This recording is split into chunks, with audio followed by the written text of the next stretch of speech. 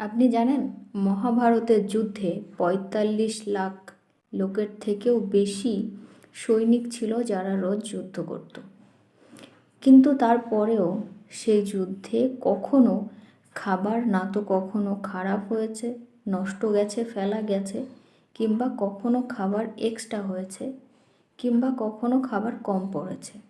তার একটা কারণ আছে। সে কারণটা হলো এই: মহাভারতের যুদ্ধে এক রাজা ছিল যে ভগবান শ্রীকৃষ্ণকে বলেছিলেন যে আমি এই যুদ্ধে অংশগ্রহণ করতে চাই, কিন্তু দুর্যোধন কিংবা অর্জুনের পক্ষে লড়াই করতে রাজি নই।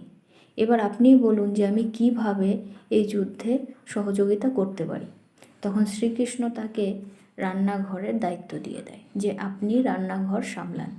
তখন সেই রাজা বলে যে মহাভারতের যুদ্ধে রোজ অনেক লোক মারা যাবে। প্রভু, আমি কি করে বুঝবো যে আজকে কত লোক মারা যাবে আর কত লোকের খাবার আমার বানাতে হবে? তখন শ্রীকৃষ্ণ হেসে কোনো উত্তর না দিয়ে সেখানে কিছু বাদাম রাখা থাকে, রোজ কিছু না কিছু বাদাম সে খায়, কখনো 10টা, কখনো 12টা। কিছু না বলেই সে বাদাম খেয়ে চলে যায়। তখন সেই রাজা বুঝতে পারে যে আজকে শ্রীকৃষ্ণর মুখে যে কটা বাদাম গেল, সেই কয়টা সৈনিকই আজকে মারা যাবে। তার কারণ এই যে শ্রীকৃষ্ণ ভগবান আগের থেকেই ডিসাইড করে রেখেছে যে প্রত্যেক দিনের যুদ্ধে কজন সৈনিক মারা যাবে। আর সেটা একটা ভবিষ্যৎবাণী ছিল। ভগবান নিজেই জানতেন যে আজকে কে কে মারা যাবে, টোটাল কজন মারা যাবে। কথাটার মানে হলো এই যে ভগবান কালস্বরূপ। কালস্বরূপ নয়, সে নিজেই কাল।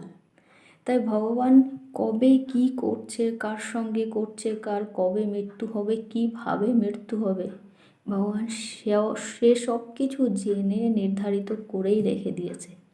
এর কারণ এইটাই যে আমরা অনেক সময় বলি অকাল মৃত্যু হয়েছে, অ্যাক্সিডেন্ট হয়েছে, এখনও মরার বয়স হয়নি। আমরা এগুলো বলি, এগুলো আমাদের চিন্তাধারা। কিন্তু শাস্ত্র দেখলে আমরা বুঝতে পারি যে এটা একদম ভুল ধারণা। যার যখন মরার দিন নির্ধারিত করে রেখেছে, যেভাবে মৃত্যু তার জন্য নির্ধারিত করে রেখেছে, সে সেইভাবেই মারা যাচ্ছে। অকাল মৃত্যু বলে কিছু হয় না।